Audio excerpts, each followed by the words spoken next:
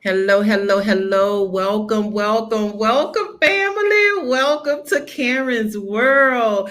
I have an amazing guest with us today. I am so excited. I have Adwoah Yeboah. She is a Black expat in Ghana. Wait, let me just wait. Hold on, because she got a lot to say. There's a lot to say about her. So I want to read her bio. Welcome, sis. But let me get to this Hey, bio. thank you. Hello, so I, everybody. yes, so Adwoah Yeboah is a psychotherapist. She is a life coach, and she is an expat. Oh, and a digital nomad. She also specializes in depression, anxiety, and trauma. She's the former host of Get Your Mind Right, which is a radio talk show about mental and behavioral health and wellness on We Act. Oh, she's on this show on We Act Radio in Washington, D.C., and she has made several guest appearances on other shows as a mental health expert, such as on the morning show of is a Unique FM Yep, in unique. her adopted home of Accra, Ghana. She has been a guest lecturer at the University of Texas in Arlington, Texas. She has been a panelist on various discussions on mental health and mental wellness. She is a former congressional staffer in the United States. She has helped organize several legislative hearings to educate and influence legislation to support women and children and improve mental health education and resources.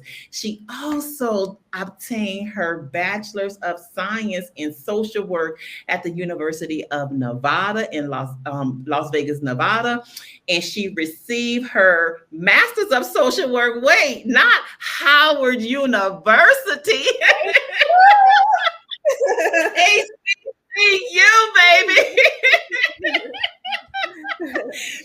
In addition, she had her private practice, R.S. Davis Health and Wellness LLC in Washington, D.C. She is also the director of Soaring Sisters Foundation as a nonprofit organization that helps single women and children living in Ghana to improve their quality of life and provide support for those from the diaspora to transition safely to a life in Africa, specifically to help minimize incidents of love, scams, and domestic abuse. This is beautiful. She is also a yoga instructor. She teaches a monthly class in partnership with the African American Association of Ghana as part of their health and wellness initiative.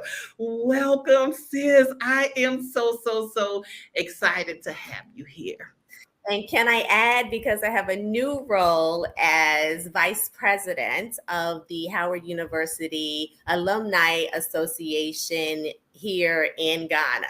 And the What? In Ghana? and the chair of the Howard University Alumni Association events coordinators. So yes, committee. So yes, I just added those Wow. two roles. So yes, yes, Yeah, so you we have a lot of Howard alum here actually.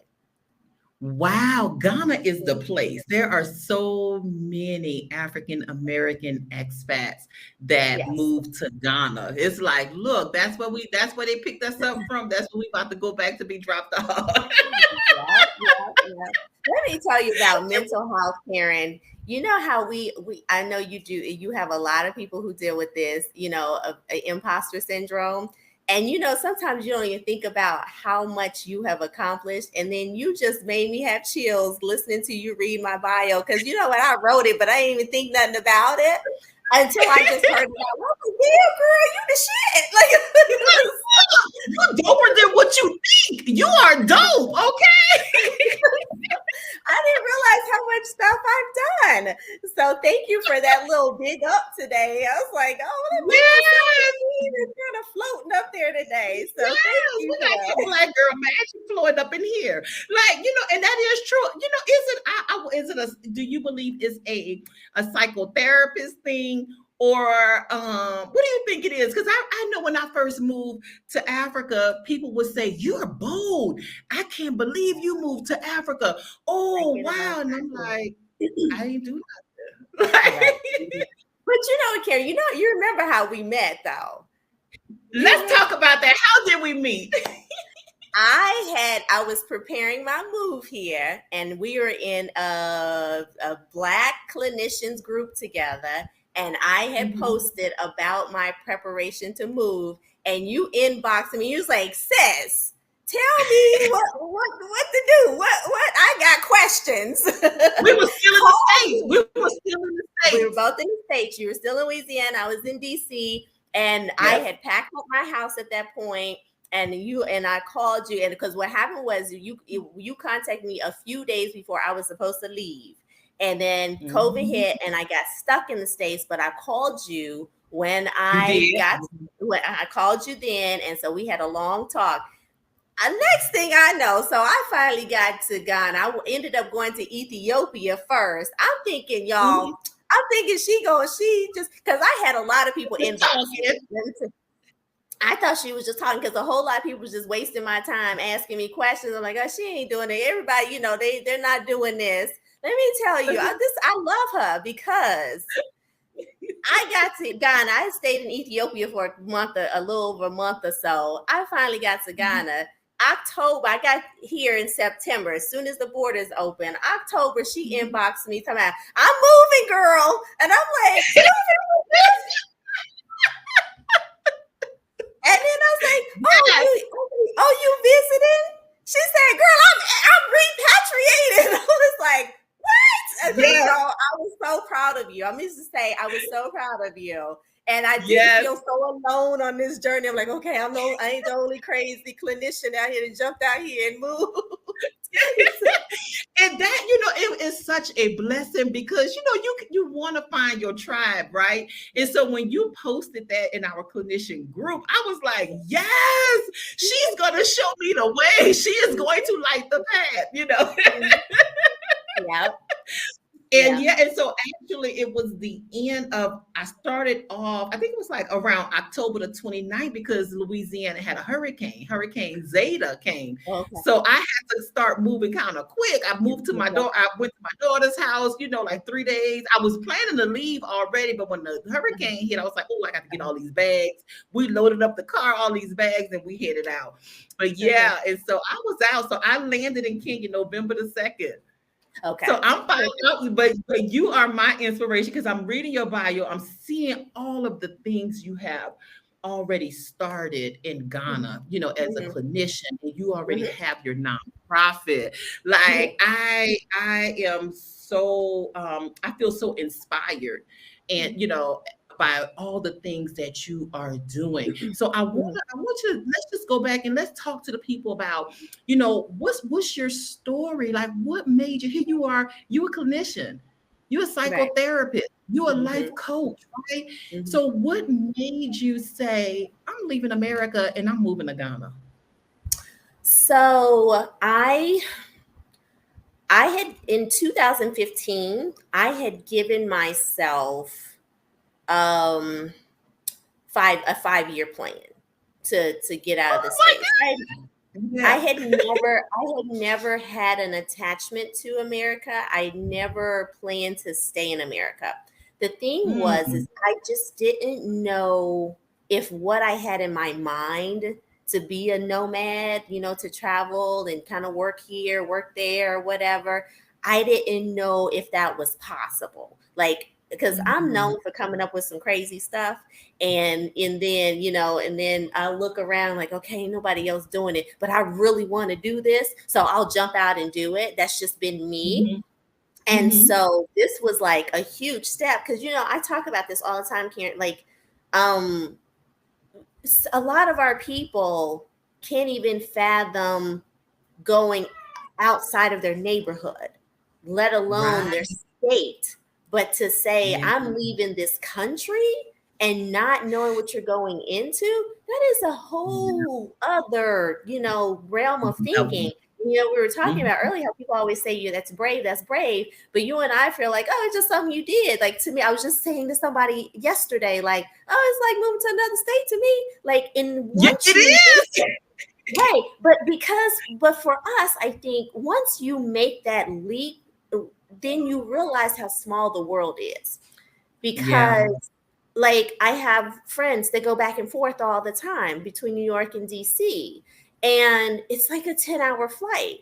That's like going across the United States and back almost, So like, once you take that leap, then you realize, oh, it's not so different. It's not so bad, right? The only difference is you're dealing with some cultural differences and language differences. But for the most part, everybody still got to have an apartment. You still got to, have to, get to where you're going. You still got to, work. You still got to go to the grocery store. You still, nothing changed. None of those everyday things are different, right? You're just doing it in a different place. And you might be a little different. Like, instead of us going to the grocery store for everything, you might go to the market because the market lady got, tomatoes that are cheaper and cucumbers are cheaper instead of buying them in the grocery store. Those little differences. But at the end of the day, you still live in life, just like you would in the States. So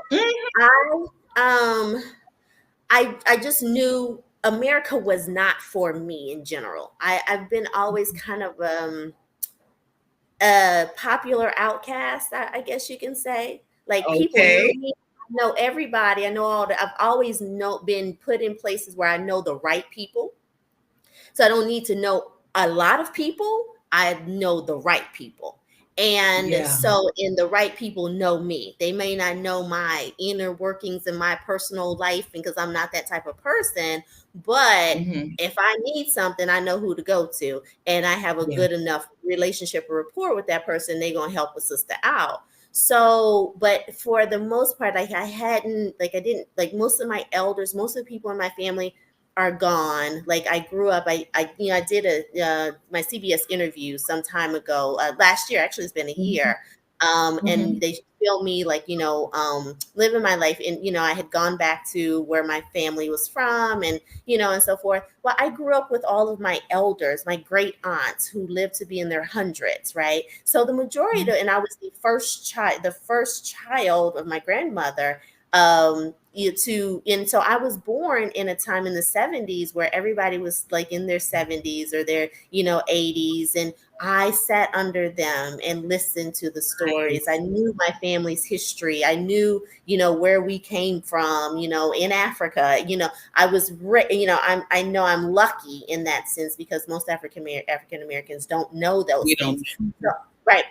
So I was lucky to be able to sit under them and listen and, and even be a part of some of the conversations. So I had a very good sense of myself. But the thing is, all of those elders have passed, so I really had nothing holding me to America. And in 2015, I had lost my father, I lost my grandmother. I had, my grandmother was my mom. So she was like my everything. And so I have one great aunt. She's 90. That was my grandmother's sister, only sister.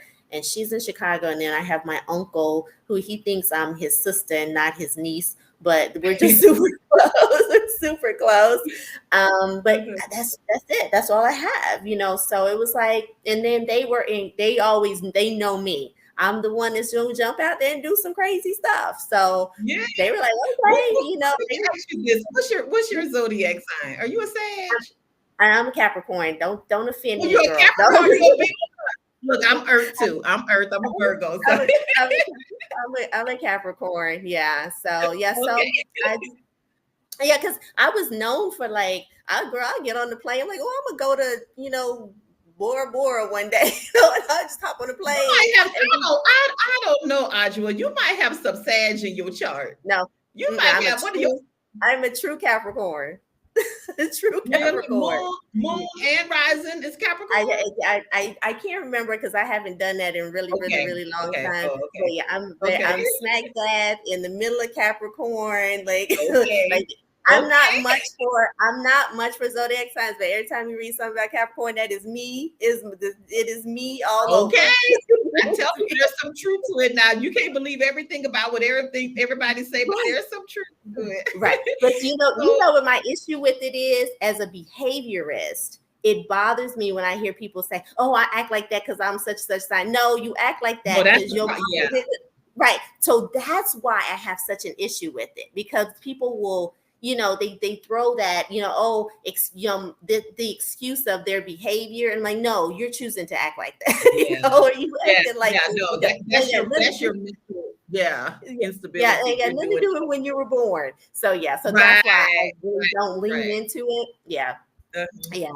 So and it's about educating people. Don't go look at all these astrologers and talk about, oh, I'm like this because of that. No, because really, technically, we're all of the signs, and we have to bring balance into our life. That's what it's really about. But people don't talk about that part. So okay. Yeah. So here you are. So you're a therapist. You tell your family. Do you have siblings? Do you have siblings where you had to share that with them? Like, I'm leaving, or it was just you? So you were like, I'm out. No, I'm out. Okay. Why Ghana? So what I did was, so I had a little glitch in the system. I ended up meeting somebody, got married. Okay. And he was kind of open to moving too. But anyway, that lasted about we dated about a year. It lasted about 11 months, the marriage. And then that went, that went south. And then in the same year, so I got divorced, and then I had a partner who passed away a few months afterwards. And so that year, so 2018 was really a rough year. And so then I ended up just kind of like, okay, I got to do something. So I was going to I had applied to Johns Hopkins for their master's in nurse practitioner program. So they have a 1-year nurse practitioner program. If you already have a master's, then you can do a master's there, and then you can go into then you do it ends up being a 3-year program if you go into clinical or psychological nurse practitioner. So I enrolled, I literally was in the application process to go to that, and I was like, okay, my goal was I'm gonna be the island doctor somewhere on somebody's island, and I'm gonna be work a couple of days, and then that's it. That was the original plan. So then 2019, I decided I'm going to travel. I think every month I was going somewhere, trying to decide exactly where I was going to go. Okay. And so went to Europe, went to Cuba. I loved Cuba. Went to, I don't remember everywhere I went. I was everywhere, girl. I was trying to figure it out. Belize and South Africa were on the top of my list, but I, just had some opportunities to go some other places. So I was like, okay, let me go there. So I was planning my trips out, and at the beginning of the year, and this trip to Ghana popped up on my timeline. And I was like, oh, Ghana, I didn't think about Ghana. Okay, let me think about this. And so I ended up signing up for it, and they had a little payment plan or whatever. So it was at the end of the year. So I had a whole year to plan for it. So, so I traveled the whole year. December came. I came to Ghana. And when I got here, I was like, this is it. This is it. It was just there's so many opportunities here. If you want to, make money, there's money here.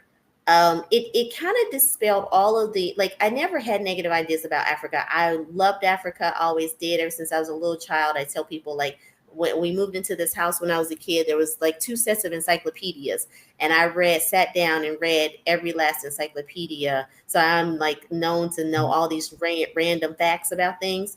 But I would beauty and brain, sis, beauty and brain. Thank you. And so I would always go back to A and look at in the pictures of Africa. I was enamored with them. And so, but I didn't come from a family who was all like, oh, Africa, Africa. They were just the total opposite. So I kind of, kind of buried it and kept it to myself. But then it was like, at Howard, our dean at the time, School of Social Work, he was from South Africa. So we had that connection. So that's why South Africa was kind of on my radar. But when I got to Ghana, I think I had gotten to the point where I was just so fed up with America and its racism. And this was, all during the time of the shootings and the George Floyd and, everything was going on. And I was just kind of like, I just don't want to look at another white face. I'm sorry to put it that way, but I just could not. I could not. And I had intentionally built my practice around never having to work with white people again in a equal or authoritarian level. I have white clients, love my white clients because, they're open because, honey, I can tell them off. And I can, whatever,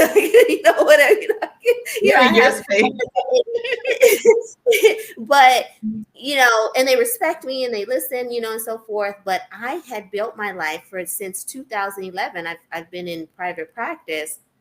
I had built my life, 2012, I'm sorry. I built my life to where I didn't have to deal with white people.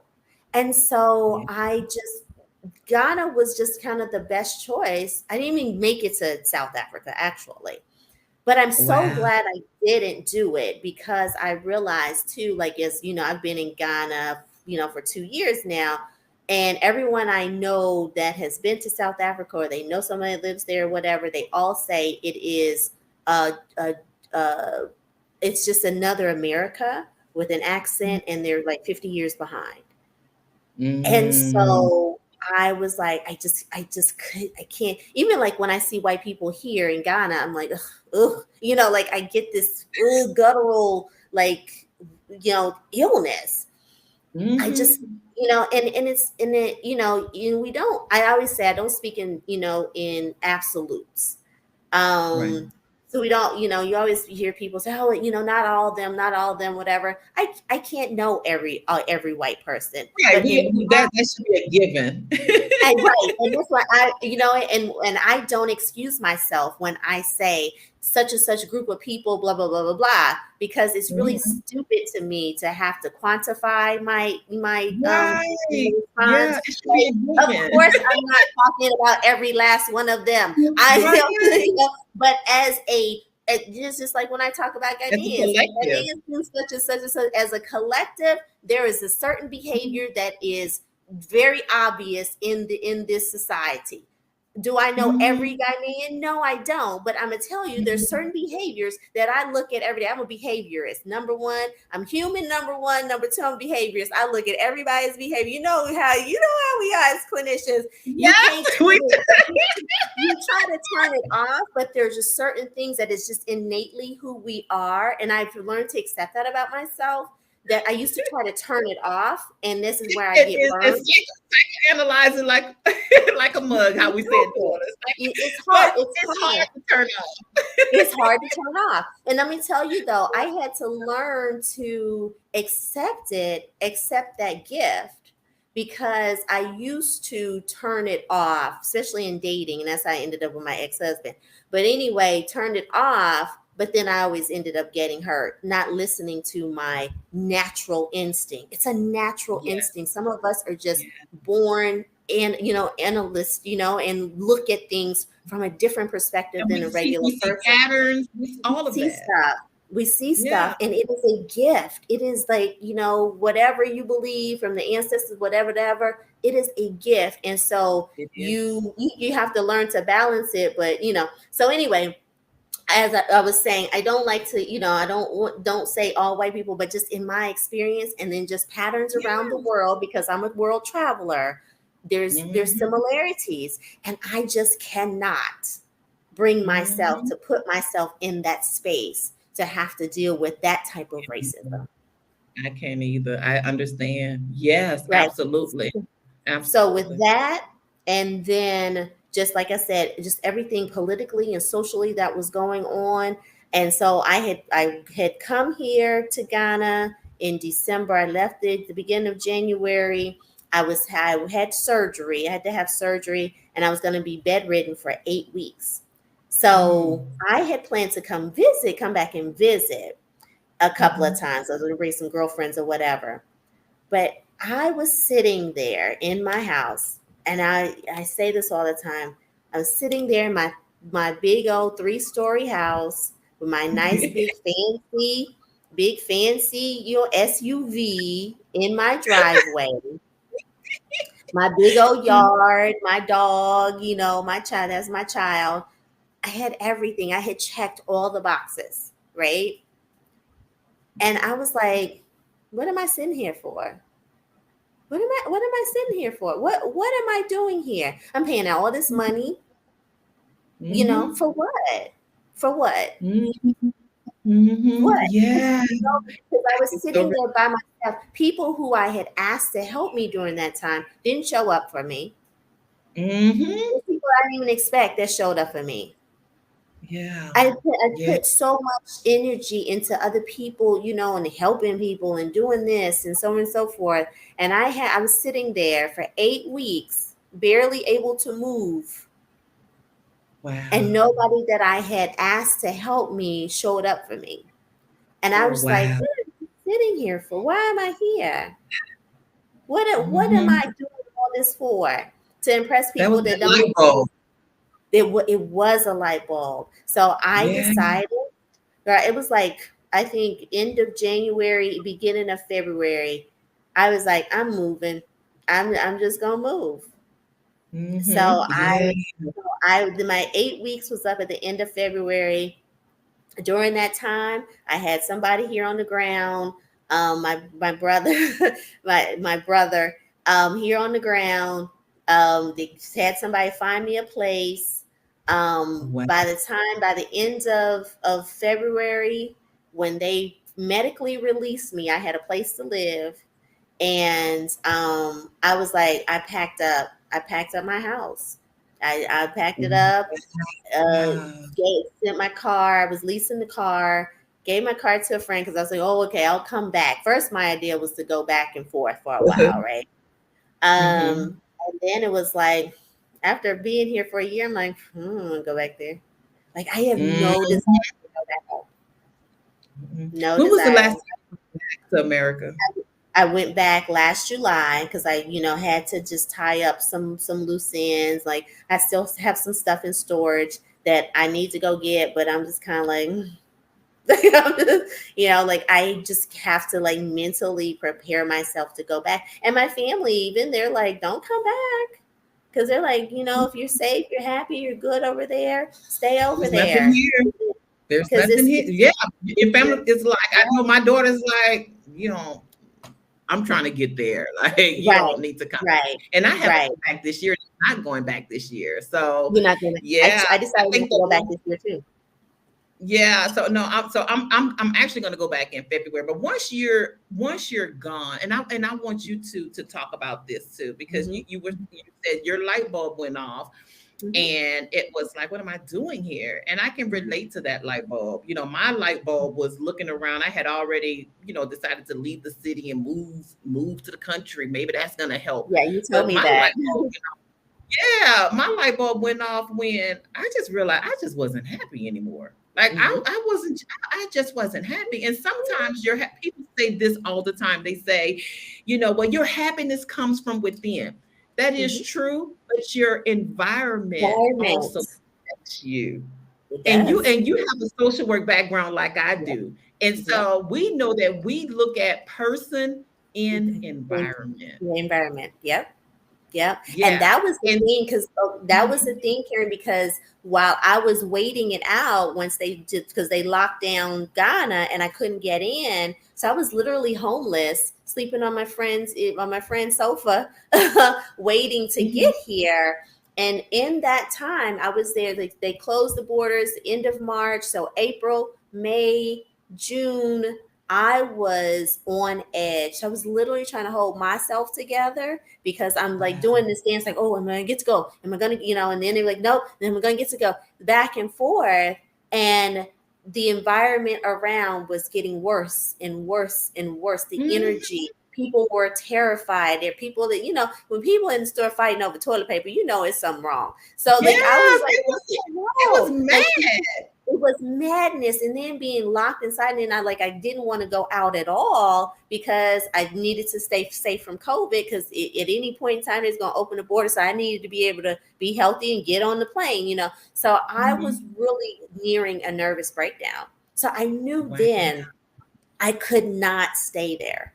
There was just no way I could stay there. And so it got to the point where like, okay, they still not open this border. Ethiopia was open. Tanzania was open. I had a flight going through Ethiopia. I called the airline, said, hey, if I stay in Ethiopia for a little while and visit friends, girl, ain't got nobody. I didn't know nobody over there. But what do I need to do? And they were like, oh, that's fine. You just have to be in quarantine for 7 days. I said, oh, it's where do I need to quarantine? And I paid. It was a nice little quarantine hotel. That was a nice best prison I ever been. So it was nice. I was up in the quarantine hotel, chilling for 7 days. And then, so I was good, but it was like I just had to get out of America, and because I was scared they were going to lock America down, and I was going to be trapped. Oh yeah, the anxiety of that. That my anxiety was through the roof. It was through the roof, and I literally. I think once I landed in Ethiopia and got to my hotel and knew, it was like I was safe. It was all. I felt like a runaway slave. Like I just imagined seriously.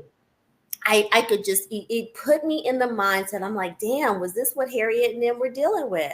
Like, that's what I felt like. I was escaping the plantation. Yes. And I think I had that feeling when I had finally said, I'm leaving, I'm gone. I had never been to Kenya before. I visited South Africa for 2 weeks. I had never visited Kenya. And so I had it in my mind, like, if I don't like it, I'll just go to another African country, right? And so I can, when you talk about feeling safe, because I had, mentally, I had gotten to the point, like, I started becoming afraid that I wouldn't get out. Like, I hope they don't shut it down. I'm looking at the news. I'm like, I hope I'm able to get out. And so I don't know how it was for you, but when I left, experiencing this COVID, pandemic in Kenya was a whole lot easier than dealing with it in America. Kenya had a curfew and everything, but I felt so free. I felt so safe, and I was still doing things. Yeah. When I was in America, I felt like my whole life was just locked completely down. Yeah. When I got here, even with the curfew, I felt so good. So good. Right. And so let me ask, so when you left, what was some of the changes that you noticed about yourself? Mentally, spiritually, what changes do you feel occurred within you when you left America? So I tell this story all the time. The biggest thing for me, once I was out of quarantine and was able to go to the apartment that I had rented in Ethiopia, that's when I felt free. But what I didn't realize was how much trauma I had brought with me, right? Yes. And I had been, because I'd always been a women's and children's advocate, I was always following stories about, things about women in danger, women being in danger, women being hurt, blah, blah, blah. And I had this fear of police, but I didn't realize how intense it was. And I'm not sure if you remember in Oklahoma, the police officer that had been convicted of raping lots of Black women, several Black women. And he happened upon the wrong Black woman, middle-aged Black lady, and she knew her rights, and that's how he got caught. And at one point I lived in one of the safest neighborhoods in DC because the police academy was nearby. So they considered there was police presence all over. But for me, I didn't feel safe. And that was one thing I talk about all the time, how we as Black Americans don't ever feel safe, even with you know, we even feel most unsafe with police presence, right? And so as Yeah. Black women, we're kind of left out there, you know, on our own because we don't We have don't the feel safety. protected. We're Yeah. not protected. And, you know, and you hear, you know, people say, you know, kind of going against it all the time. But if you really look at it, we're not. We don't have the protection of the authorities, and we don't have those men in our, you know, in our communities in enough numbers to help us feel protected. So we're just kind of Yeah. out there floating ourselves. We So are. I didn't realize, you know, I was aware of this, but I didn't realize how much it impacted me until I had an experience where we were pulled over by the police. And in that incident, that is when I realized the trauma I had carried with me. So something when I do interviews and I talk to people, you know, who are repatriating, I tell them, if you're thinking about it, go to therapy first. That should be step Yes. number one. Go to Yes. therapy, because as you know, we talk about, you know, post-traumatic slave syndrome. That shit is real. Oh, Mhm. I'm sorry. Am I supposed to? I can't curse. Yes. I can't. Okay. Go ahead. That shit is real, and we don't realize how it shows up, right? And Yeah. especially when you're coming into a different culture, they're not as efficient. The time is not of the essence to them. It's like, you know, they do things when they get ready. We're not used to that. We're not used to being treated as, I'll put it this way. We expect that because these people look like us, we're not going to be othered, but we are othered. And We that are is, other, and that we are further othered. traumatizes us. Very that exactly. You know where I'm going. If, So, yes, go ahead. so, so we got to deal with that. And that, if you haven't dealt with your trauma from America, you're not going to deal with this new environment very well. So I don't know about you. I've seen it played out. I've seen people fighting with the police, getting arrested over something stupid. Like here in Ghana, people don't respect the police. They, you know, so it was the situation. She was looking at her phone because she was driving and she had maps. So of course that's illegal. But the cops here, they stand on the corner and then they point to you and say, "Pull over," right? Yeah, she could have drove off. Like nobody would have cared. Right. Like, you know, it's so different. But she Yeah. wanted to fight with them. Ended up going to the police station. She's out there fighting. You know, you can't do that. Like you Right. have to learn to deal with things in a more appropriate way. But if you have not dealt with your stuff, this is not going to be a good journey for you. No matter That's where it. you go. No That's matter where it. you go. You That have to trauma deal with goes your with stuff. you. Got to deal with Yes. that. And you know, and look, we're we're Americans, we're therapists, we're African Americans, we're We're therapists, right? Yeah, We yeah. still have our own trauma We that we still have didn't our own. realize we had when we moved here. Yes. Karen, Because we were born. after that incident with the police officer, I went back to my apartment and I broke down crying. Luckily, Yeah. I was with a friend, and he's an international law professor in Ethiopia. Mhm. And so he understands all that we deal with in regards to law enforcement, and so on and so forth. So had he not been there, I may not have been able to process it as quickly and really kind of get myself together. But I Yeah. was terrified, and I had to hold myself together because I couldn't act out, you know, because I didn't know what they would do, you know, whatever. And it was so simple. We got pulled over because we had too many people in the car. I don't know about in Kenya, but in Ethiopia, the laws, you couldn't have more than 3 people in the car. And one of my, Really? Oh, yeah.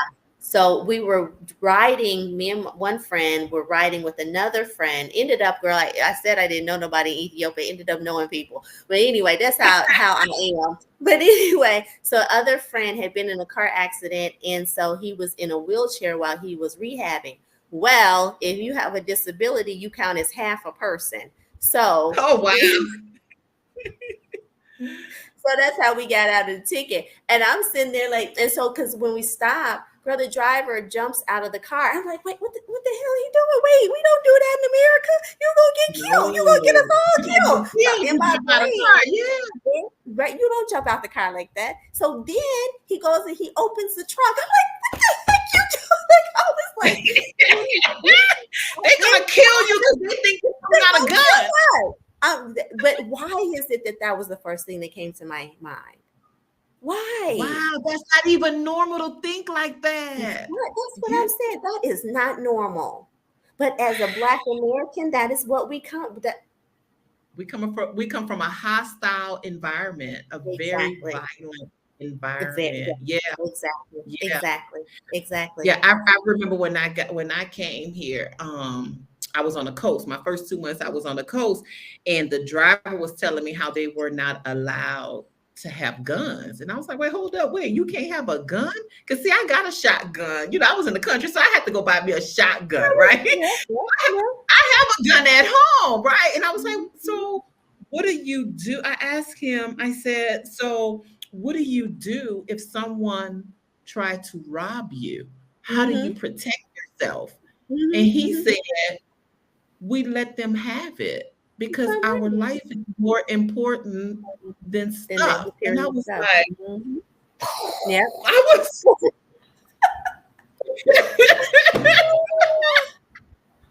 But girl, that's another thing too. I get so frustrated. I don't know if you guys have that issue in Kenya, but that's another thing I get frustrated about when I'm talking to these expats in these groups and stuff or whatever. They all tell me, "Oh, can I bring my gun? Why are you bringing guns here? You don't need your gun. That's part of our trauma. You want to shoot your own people because they came and they stole a whatever.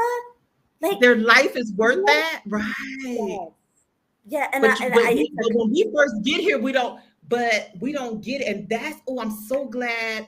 And I can't. I'm gonna share your information too because I know this is something you do. I do it, and I wish we get more mental health. We're gonna need our own expat therapist group because I have a lot of people that ask for therapists, right? And so I try to steer away when our expat groups are so small, and so it can be a little conflict, right? And so it's like I don't do it's like I've kind of not life coaches, so I've kind of pushed away. I don't do any like within our groups now. I do expat, like therapy or life coaching if they live in other places, but I don't do my own group. That doesn't work. Yeah. And so this is good because this is what we plan. We get the plane tickets, we get the our accommodations, we get the visas, the passports, we do all of those things, but our mental health is unchecked. And so our dream of moving becomes a nightmare because we didn't have our mental health and our emotional being in place. We don't prepare. People are not prepared to move abroad. You got to understand what your expectations are. You cannot, most of us, when we come to Africa, we act like the last ship left yesterday. So we come expecting the Africans to understand our history, our story, like they're there just waiting for us to come back. They haven't a clue. And that's I get frustrated because Ghana is kind of like in Ghana also, where some Africans have no idea. They have no idea, and it's very sad because I have to explain to expats coming in. They dealt with their own slavery. It is a mental slavery, and I say this: I think that theirs was worse than ours. Because tell me how you came up with that. Why do you think theirs were worse? Because they're still dealing with it. Their minds are so shackled. They uplift and honor and white people. They think that white people are so wonderful because colonization wasn't brutal. It was a slow, like backdoor, subtle taking over. It was like, oh, you're my brother, you're my friend, but you know how y'all dance in that circle like that or whatever. Oh, we do it like this, we waltz, whatever. They make it seem so Yes. nice and sweet, and okay. So after years of that, they're like, the white people's the white people's ice is colder, so we're gonna be over here. Did you know that Yes. kente cloth, and all of the African prints is what was like almost banned here. You had the Christian churches pastors telling locals, oh, don't wear that, it's of the devil or this or whatever. Demonic. Yeah, it's Yes. divine. Yes, all of that. So they weren't even wearing our African prints. And somebody told me, I can't remember who told me, but they had a driver who said, I can always tell an African American woman Because what we wearing. because they're always wearing ankara, and they always have natural hair and big earrings. And Yes. so, but that right Yes. there tells you so much, right? And so, and then in America, though, there was never an illusion of inclusion. We've always Yeah. known, generation after generation after generation, them white folks didn't like us, didn't want us there, didn't want to be We knew bothered they with us. didn't like us. We knew they hated us. We know it. We're raised. We come first out the womb knowing Born these into motherfuckers it. don't like us, Yes. and then they're not. And They don't. we know, right? Yeah. We know. Yes. So I have to tell like those Yes. those Ghanaians in my circle, y'all don't know white people the way we know white people. I have to educate them Right. all the time. These white people, they nasty. Y'all don't know them the way No, we know no them. one knows. No one knows the white man better than an African American. Girl, say it again. No And one I knows have the to white tell man them that better I than have to African tell them, American. And the white man knows it. yes, So I yes. love that you brought that up because that I share that. I share that because what you're saying, because here, even in Kenya, I didn't Mhm. realize you guys had it to that extent in Ghana because Mhm. we were that was the pickup spot, right? Mhm. Mhm. So a part of me was kind of excusing like Kenyans because it's East Africa. So East a lot of Africa. people don't know. So it's like, well, Yeah. no, they wouldn't know East Africa, right? Mhm. But I agree with you. It's almost like I feel like theirs was worse in this aspect. It's almost like somebody took an eraser and Yep. just erased their identity. Yep. Yep.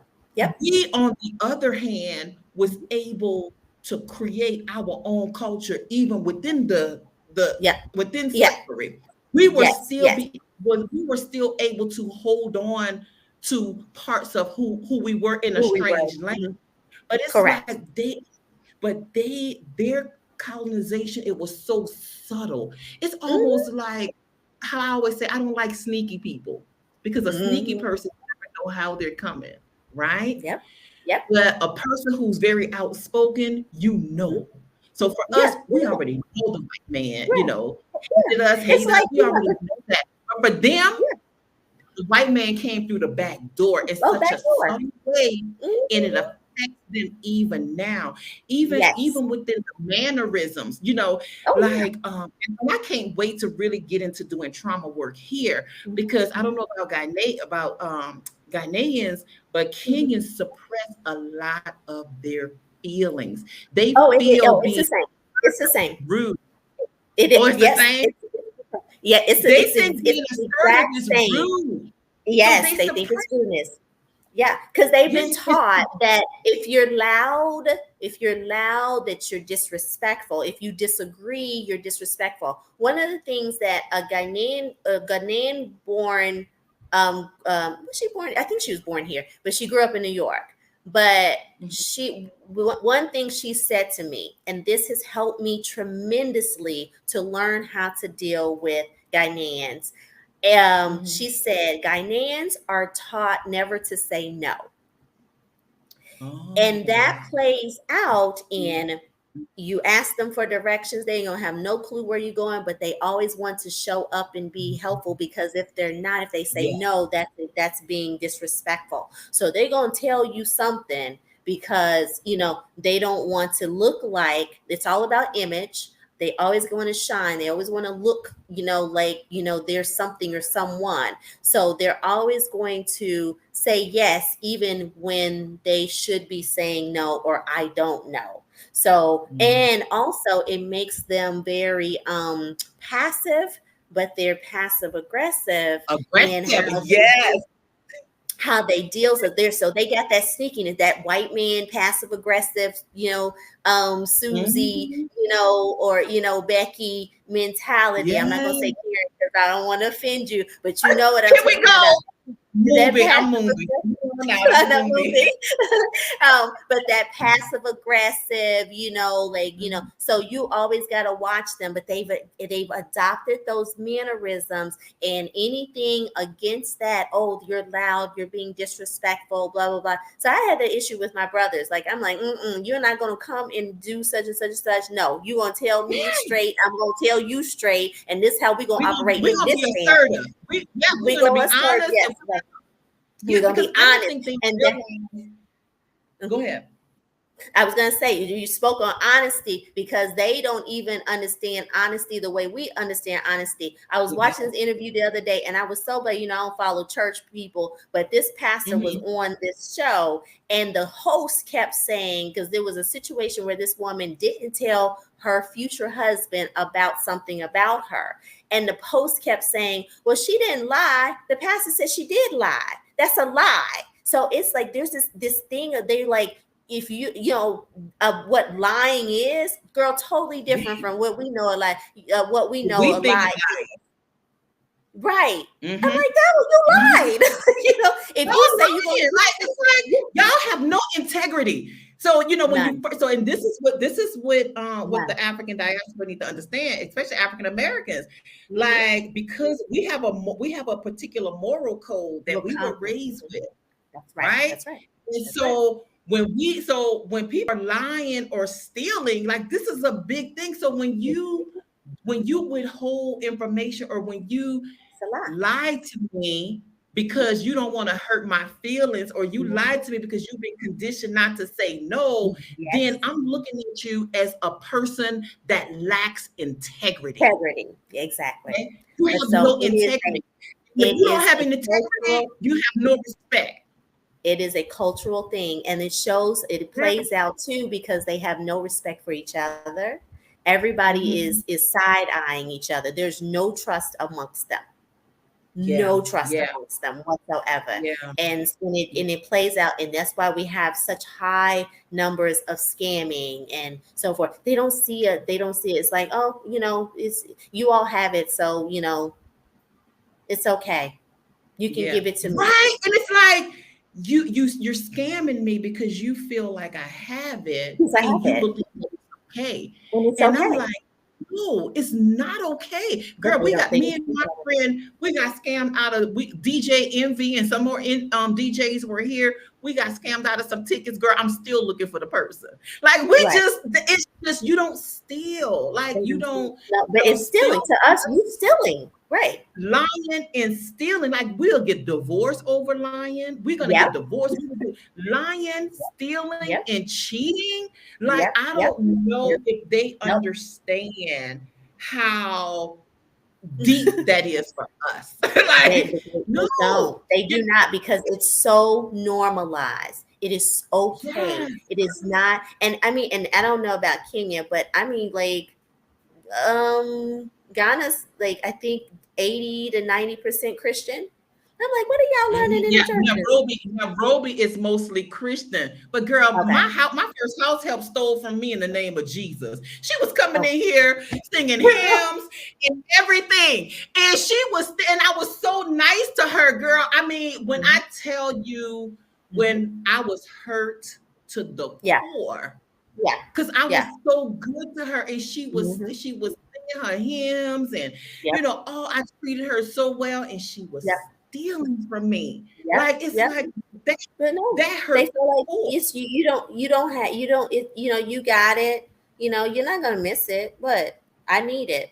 It's nothing. I need it for my children. I have children, so what? It's all about survival to them. That, I mean, It's all about survival, but they don't understand, like, it's just not appropriate. You're stealing. Like, doesn't your Bible tell you that, you don't steal? Right. If you're a Christian, you should, right.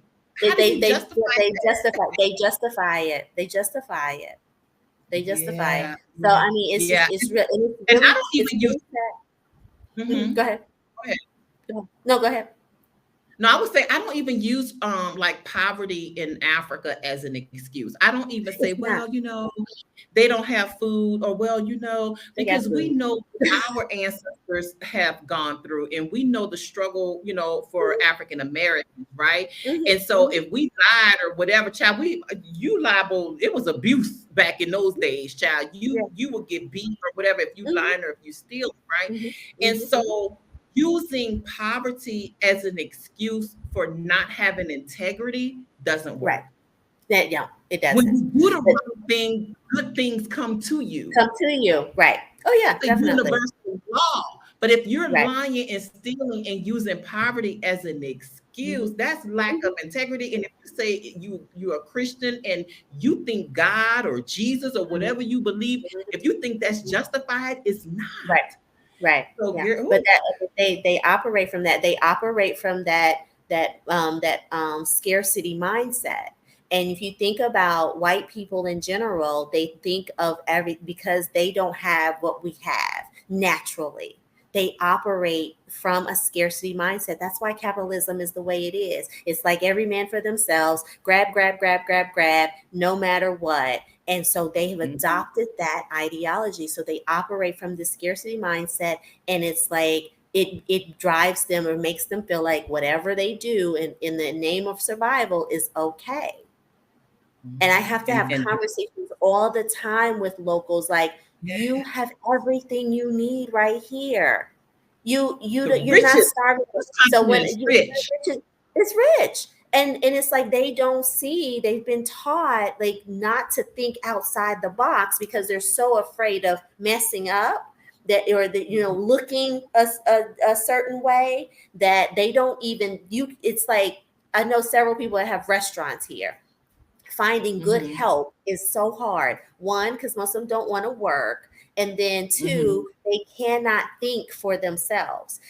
It's like everything, it's like you have to give them direction step by step. No critical thinking skills. No critical thinking skills whatsoever. But it's because, like, they've been taught, you've got to stay here, you got to be, act a certain way. You got to be proper. This is proper. Blah, blah, blah. It's all these little things that create this, this big old pile of muck that we're dealing with coming here. The only thing they have to do is be powerful Africans.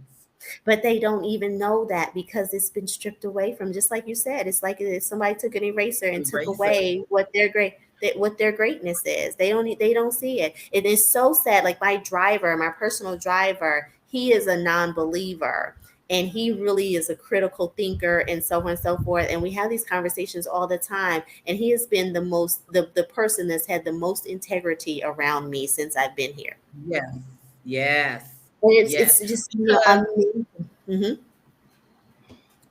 I sure wish you can come. I'm putting together a panel I'm doing a panel next week about Christianity, and has Christianity or religion played a role in oppressing the African diaspora?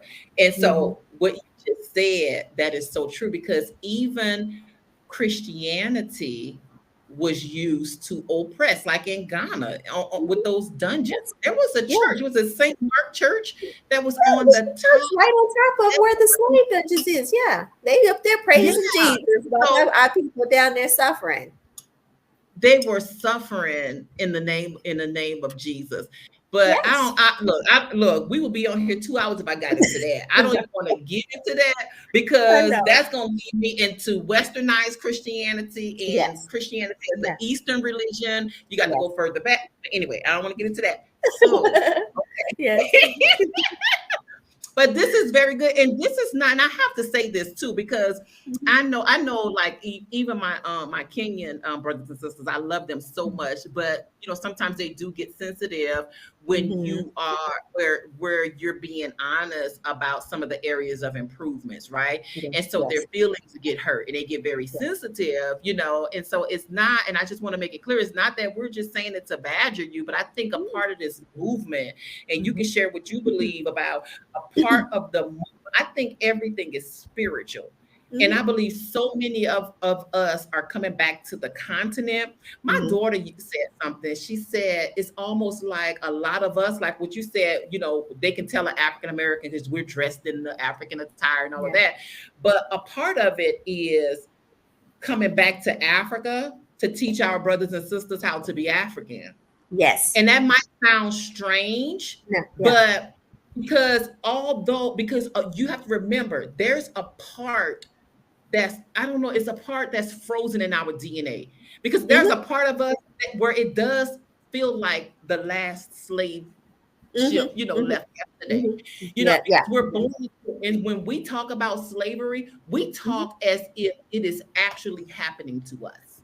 Like it happened like that, because we carry it in our DNA. A part of that is trauma, and a part of that is because this is what we're called to. But I believe those Africans, because you have to remember, first of all, we got to start making sure our brothers and sisters understand those were your ancestors too. That's not them African American slaves. Right. That's African people. That were enslaved, to and you have some. You do have some who have been a little more educated, and they do say that. They are aware, like those were our people, those were our brothers, our cousins, our aunties, and so forth, that were taken away. So there's a untapped mourning there, a grieving that hasn't happened. They haven't been allowed to grieve that. They haven't grieved us being taken away. And they were being colonized even at the same time. Yeah, exactly. They took your aunties, your cousins, like you said, all of a sudden your people just disappeared into thin air. Your people are gone. And these were millions of people. This wasn't one ship that left. Nope. So it's like, and so your people, so these are, your story. So we're not saying this, although we may be seen as foreigners, we're not foreigners. We're Africans. Yes. Right. And so we're saying this, as being one of you. We are one. They don't see us as them. Many of them don't see it. Those that are a little more educated do. They understand it, but they don't see us as them. They see us as white people. I don't know. Like here, they call us. We're more American outside of America. Right, exactly. And so and that's why they don't even have an issue with taking advantage of us, because they just see us as white people, and they don't understand the connection. Like, no, we are like of you all in whatever way, connection or whatever, but there's a connection there. And if they don't understand what has happened, the history, they're just going to see us as, some other people. And I think that's our role.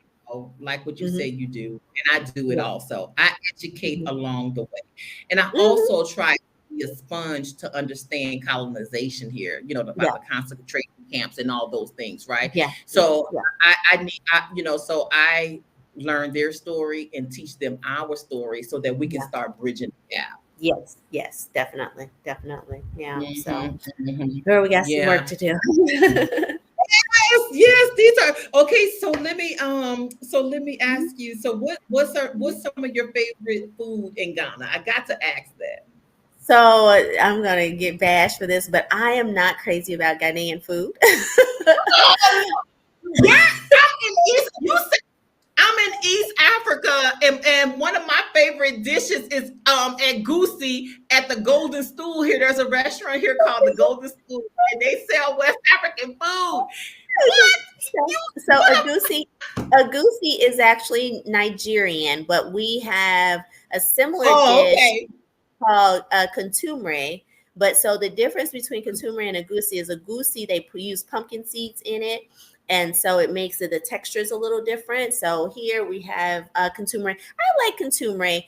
I like red red. Red red is like it's black eyed peas. And it's made with a little palm oil, and because so that's why they call it red red, because it's red.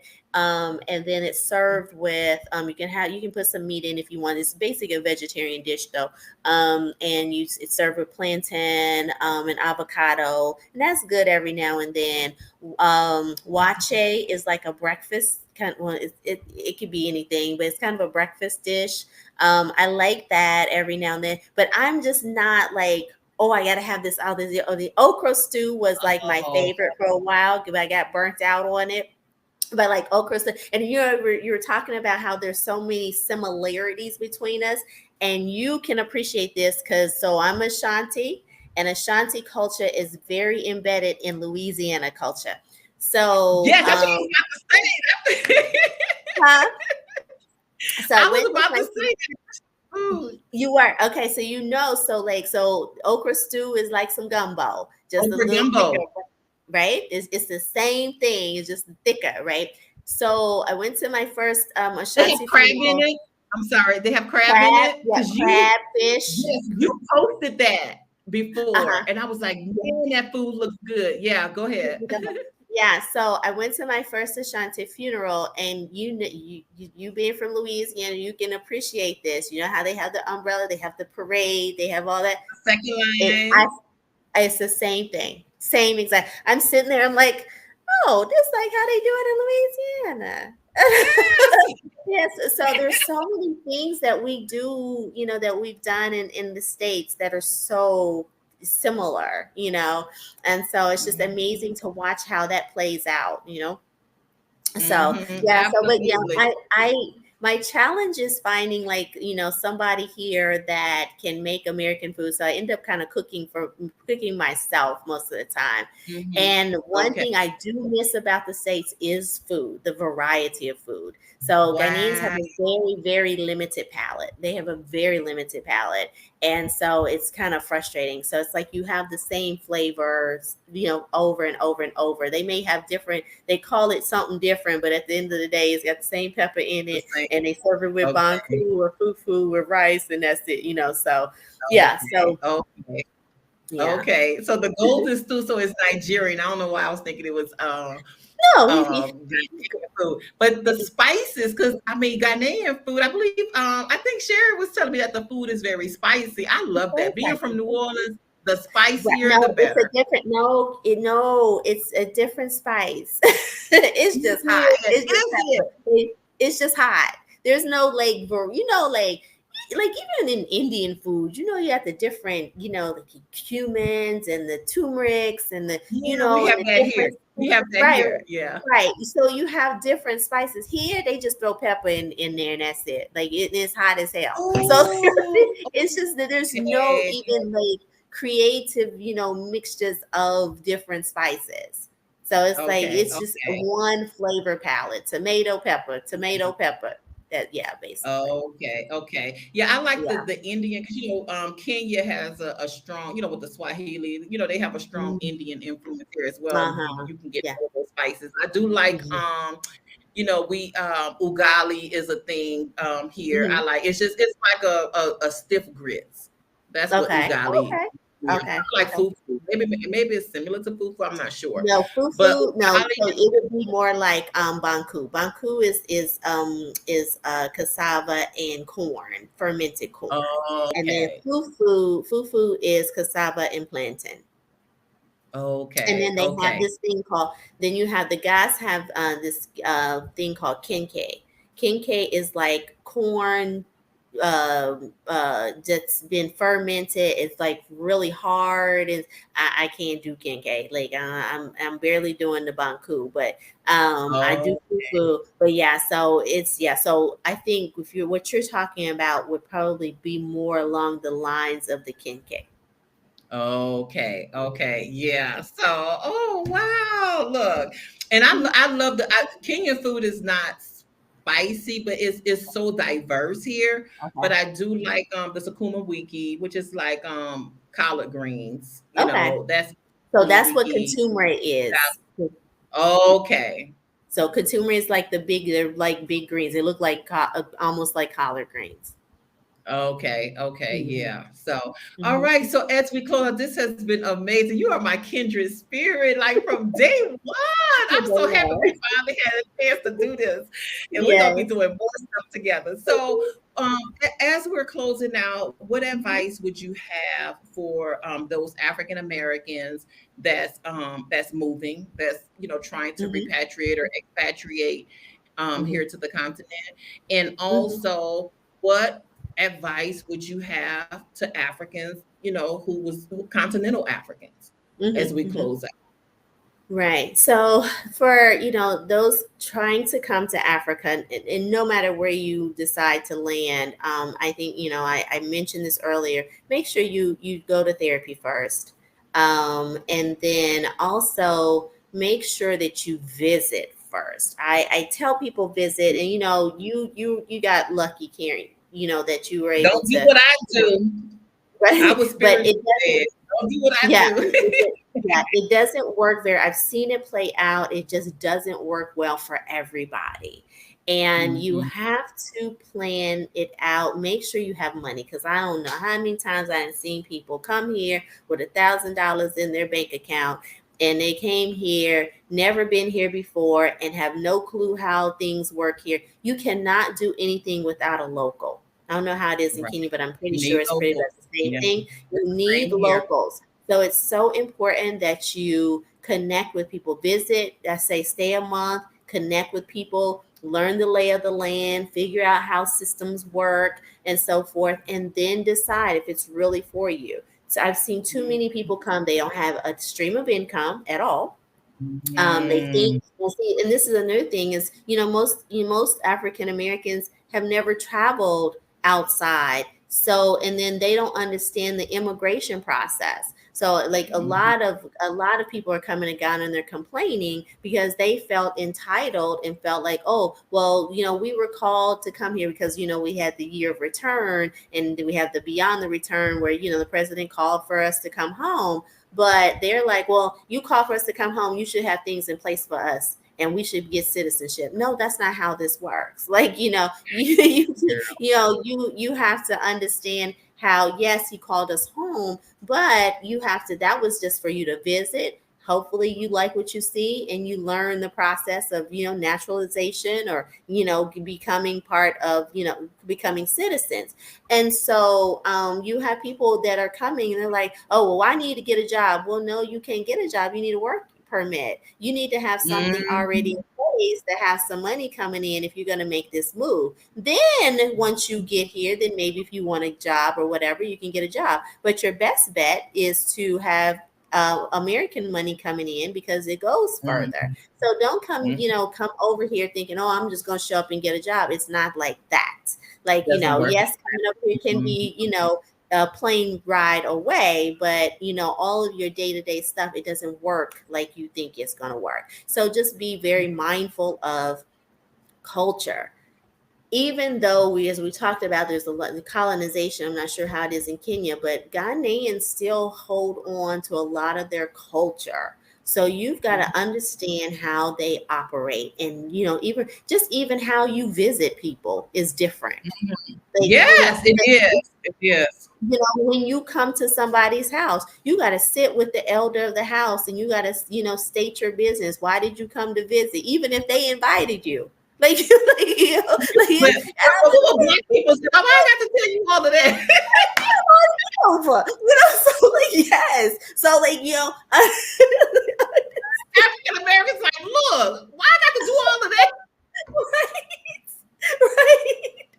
So, Why I yeah. got to come to your house? Girl, I love my people. So yeah, so definitely, and just be open to listen, open to, don't jump in and make assumptions.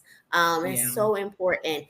I tell people, come, if you decide to move, come sit down for like 2 years, 3 years, get yourself Mhm. settled, And before you decide to jump in, a lot of people are jumping in, want to do businesses, but you don't know what it takes to do a business here. You don't know what it takes, like I know somebody had a restaurant. She jumped in and opened this restaurant when she first got here. She's had to shut it down several times because they don't do what they need to do. They can't run it without her, so Yes, it's like, yeah, yeah. you've got to really understand the Have to dynamics understand of how things work culture. here and how the people think and how they operate and why they do the things that they do. So it takes time. I've been here 2 years, and sometimes I still shake my head. I understand why, but sometimes I'm like, well, come on, Yes, ancestors, help me out. So tough. It's it's tough. tough. Yeah, So yeah, yeah. so don't expect that you're just gonna come here, jump right in, and everything is gonna run smoothly. It does not happen that way. And learn how immigration works. You don't do anything Not used to without, being immigrant. having a local to help you. We don't understand immigration. We see the immigrants on TV and we talk trash about them. But you know what? I see why there's so many people illegal in America. Because I just had to pay almost $1,000 to renew my residency permit, and that's That's all something I you got to have to do pay. Oh, that's all, every. girl. You haven't spent It's more than, thousands. but it's expensive, So Yes, I see how people get over in another country and be like, well, shoot, yeah. my papers ran out, was, and I'll just be here.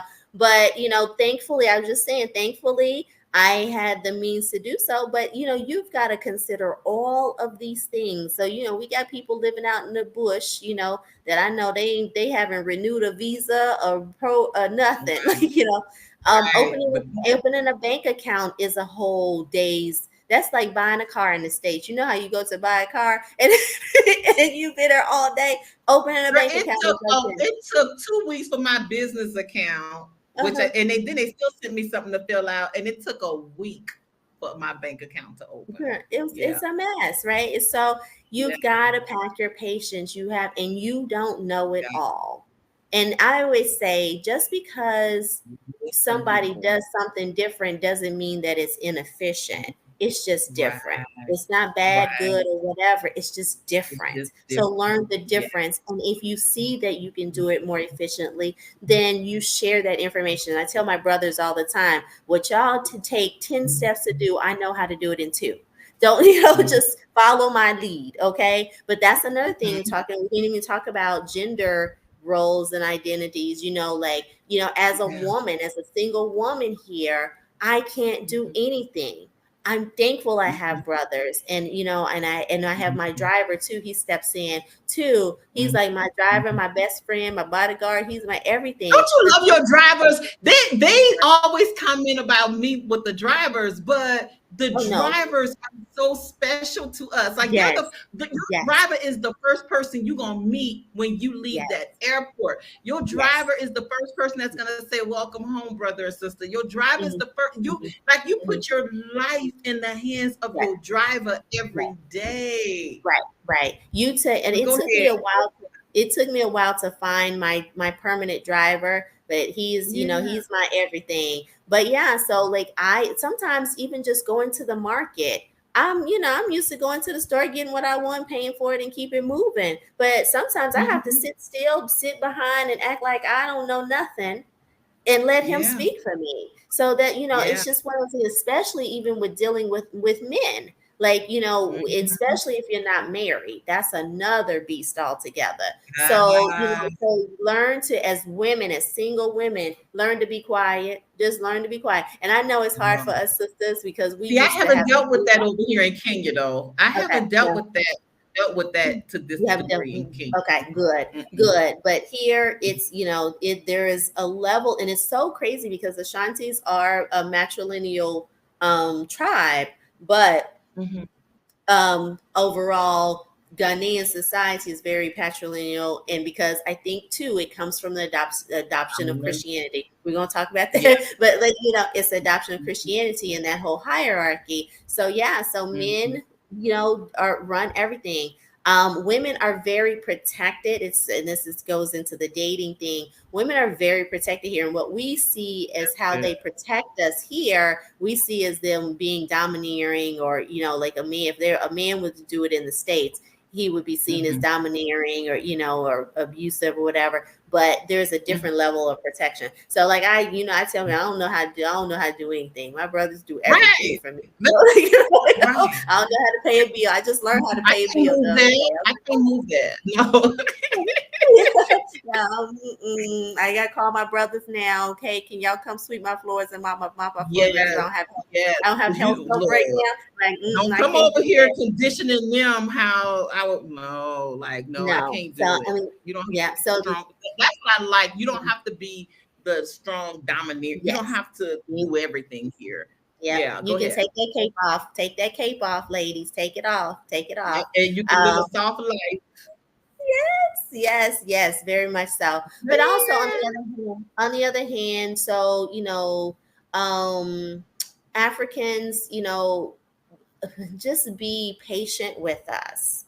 As we know, we have to be patient with you all, but be patient with us as well, and know that you all, just because you have your traditions and so forth, we also have traditions, and we have ways we've operated as well.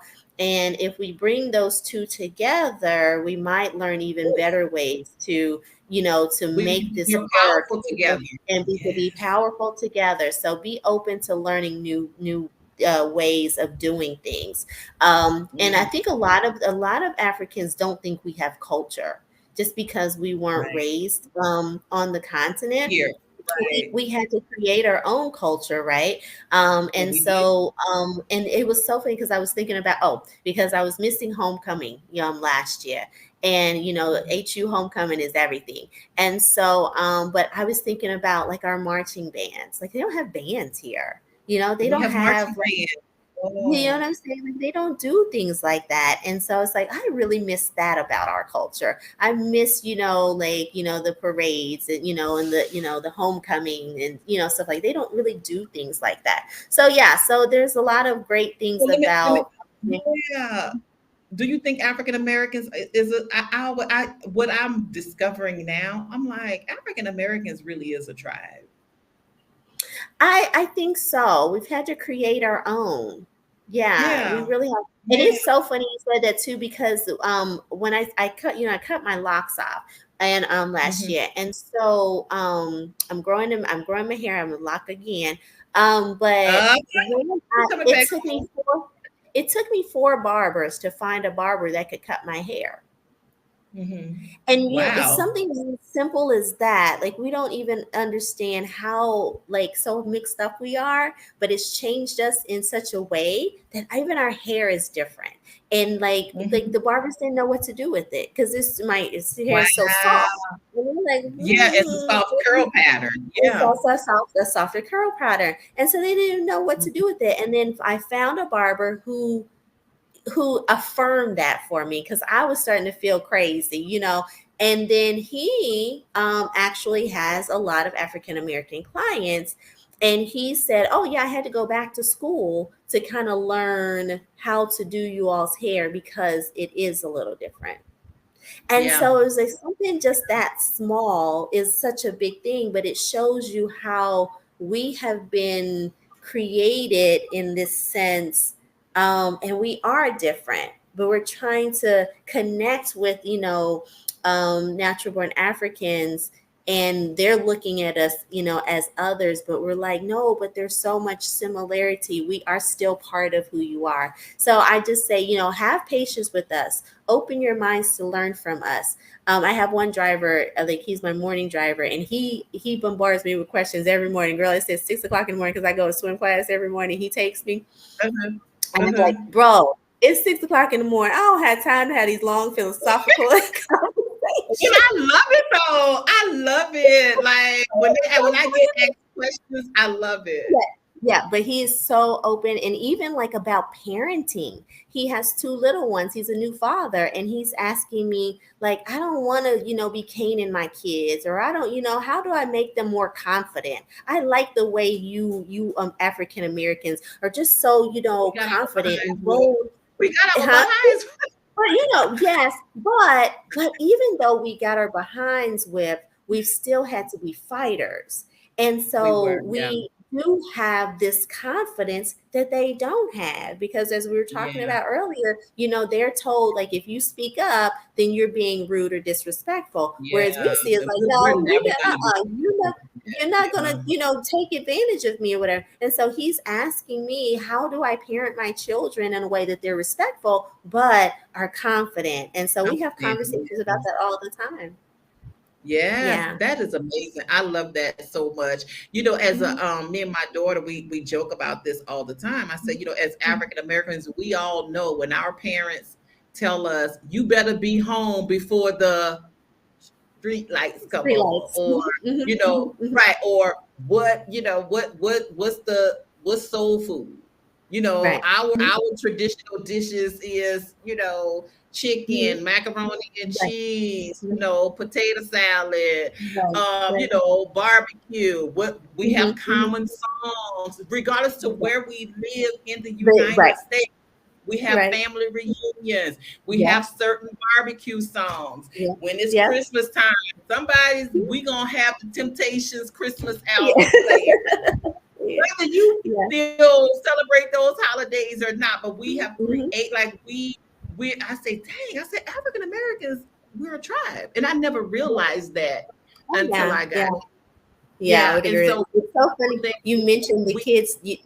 Oh, I'm sorry, sweetie.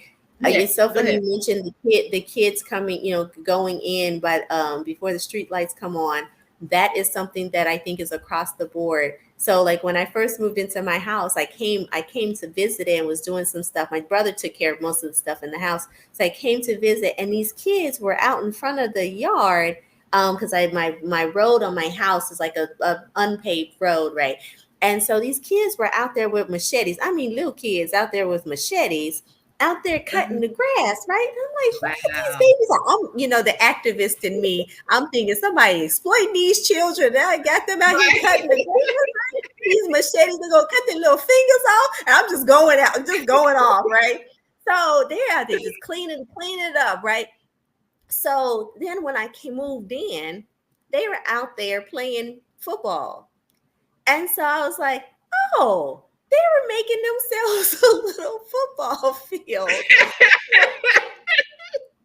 I was I was like, oh, okay. So they play out there every day. And so I've gotten so used to I love to hear them out there playing and screaming and jumping and just playing. And that's something that you don't hear in the I States know, me anymore. It's kids too. just outside playing. Girl, it's like music to my ears. Oh, And so I went and I bought them I all like love nets. I I bought love them it. nets and cones and soccer balls and everything, so they could have their little field. And so that the people on the street, they probably mad at me, because the drivers, because I done made it I've taken up half of the road for the kids. But I love it. And so it's so funny, because I know at 4 o'clock every day they're going to come outside, because they're after school. They come outside, and then as the sun is setting around 6 something, they're gonna go in the house, because the lights are coming on the street, and I turn my lights on my house. So it just reminds me of when we were kids, and like be outside all day, right? And just playing and playing and Yeah. playing. And then when the street lights come Yeah. on, they gotta go in the house. So I was like, wow, that is just so funny how it's just so similar. Okay.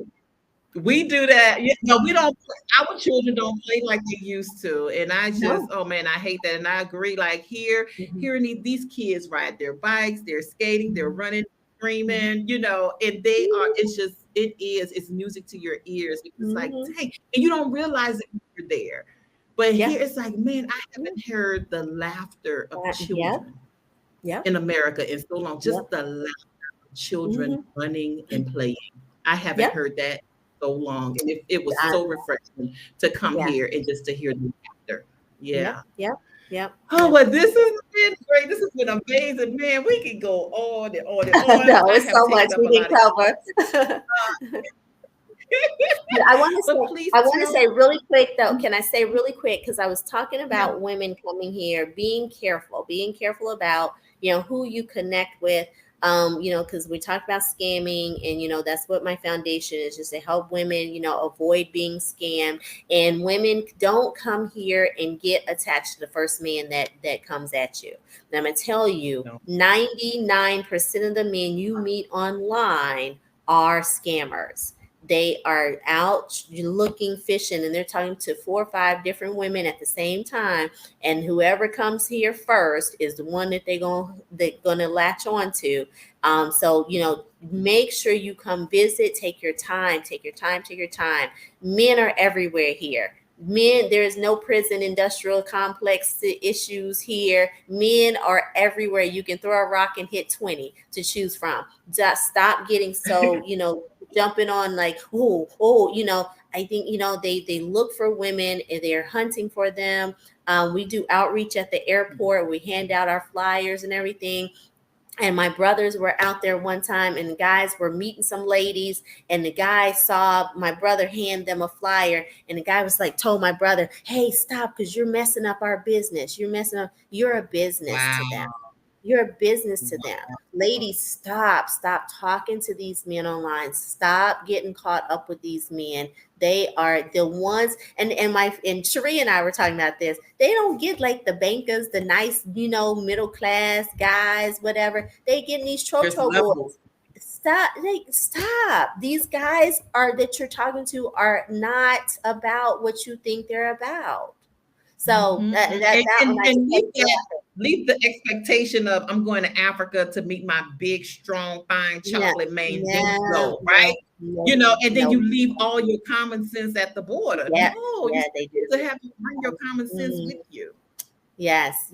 And I've said to women, would you be taking care of a man the way you're taking care of this man? If you was in America, would you be feeding this on man? No continent. This is what they're doing for these men here. And I'm like, if you wouldn't do it for a man in America, why are you doing it for this man here?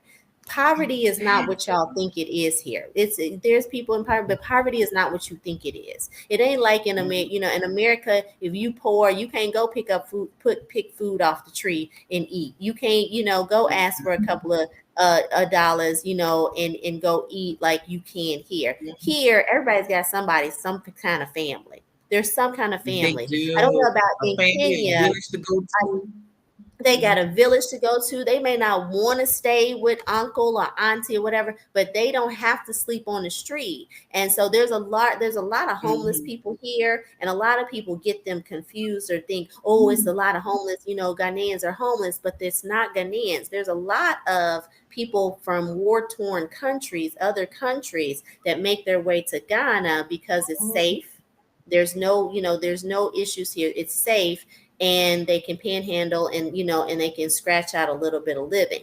Those people you see on the street are not Ghanaians. So a lot of people get, if they do come, they say, oh, it's poverty. It's poverty. No, it's not poverty. Those people just don't have the means to come here the legal way. And so they're forced to kind of be on the street. But if you meet a Ghanaian person, they're saying, oh, I'm starving. Oh, I haven't eaten in days. They are lying.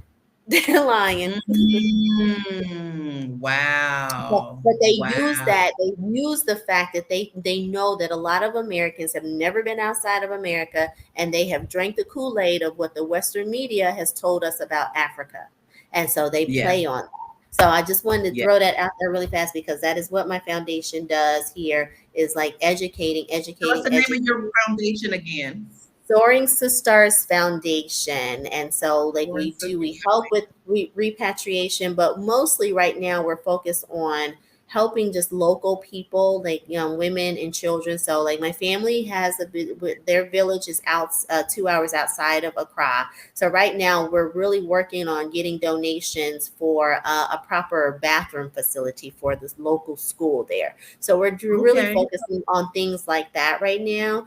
Education. There's a group of girls at the school. They love me. I'm Auntie Adwoah. So, like I want to just make sure that they have, what they need in order to thrive. So really, I'm just focused on girls and children, women and children, helping them to thrive in the country that they live in, that is theirs, it belongs to them. And so I that, love they can be empowered. But I also on the it. side, help women coming in. And so we also do private I love it. investigations so that, if you do meet a man, and he's, spitting that game, you can listen to me, call me, let me know, hey, can you investigate this person, whatever. Mhm. And then also too, marriage and relationship. We didn't even get into that, but don't come here and let somebody talk you into going to the courthouse to get married, because that is not how marriage is done here at all. So that they're rushing you, they rush you to the courthouse. It's a scam. Run the other way. Take yourself back home. Really? So what does that mean when they rush you? So what is it not legal? Like it's a And courthouse. so what it is okay, it's not recognized in Ghana. Marriage is about two families coming together. So there's a whole process that goes on for a proper marriage. But what the scammers do is, see, women don't know. So they like, oh, we're just gonna go to the courthouse and we're gonna get married or whatever. Well, so you're not recognized as his wife here in Ghana, but in the States they recognize that. So they know, oh, let me get her married as soon as I can, lock her down. So then she'll start the process from getting my papers to go to America. It's Oh, a whole so lot Ghana, more to it, but I'm Ghana just kind of wouldn't giving you, recognize the marriage, but America would. yes. So that's most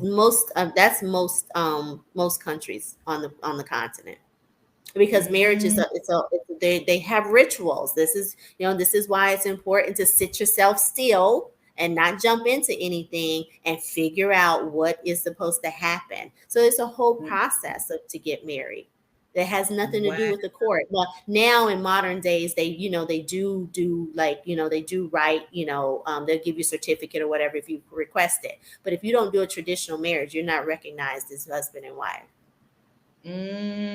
Wow, this is very interesting because we would think, okay, we went to the courthouse.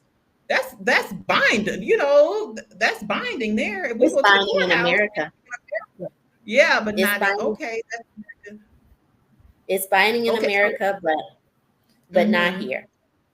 So how can Yeah. expats, if someone needs expat coaching or anything like that, look guys, if y'all want to prepare mentally and emotionally before you take this plunge, if you want to get some life coaching or if you want to get therapy, if you're, in a state where if you're still stateside and you're in a state where we're licensed, or if you need life coaching or expat consultations, right? Um, Mm-hmm. you can reach out to me, Infinity 8, www.infinity8llc.com, or Karen Smith at infinity8llc.com, and it's spelled out. And you can also reach Adwoah. Tell them your contact information. Yeah, so if you want a consultation, we offer a free 15-minute consultation. And then if you decide that you want to move forward with, services, then we charge $75 for a full hour consultation, and then you would determine, what services you need. You can reach out to me. My brother is my assistant, Stephen. He will get you scheduled, and you can email at as in Sam Davis, Davis, at rsdavisllc.com. That's sdavis at rsdavisllc.com. Okay, and I will also make sure you send me everything, Adwoah, so that I can put everything in the description, all of your Okay, contact, everything that you're doing. Look, awesome. she is a powerful sister. I am so excited, expat therapist, and y'all just don't know, my wheels are I love this so much. So anything else before we log out? Well, I just wish you the best. Thank you so much for having me. And I look forward. I got to come visit you. We've never seen each other in person. So it's just. I know So, we never met in person. Look, when you come, you have to stay. Okay. Thank you so much. And so do you. So, I got this Thank house, girl. you. You come on and Yes, visit. thank you. So, I've told some of our sisters, look, when y'all come and yeah. y'all stay with me. Yes. You and we have a sister in Egypt. Yes. You have Cherie with you. Yes. So yeah. So I met her when Yes. she came through Kenya. We met for the first Yes. time. And Yes. so I it know. feels good. I'm so happy. I'm so at peace because I'm finding I'm connected with my tribe, like my real Yes. tribe, right? And so I Yes. love this so much. Yeah. Yes. So thank y'all so much for tuning Thank you. in. Don't forget to like and subscribe, share this video, and I appreciate your time, sis, so much. All right. Thank you so much for having me. Goodbye, everybody. Take care. Be safe on your journeys, wherever your journey leads you. Take care, dear. Yes. Okay, bye.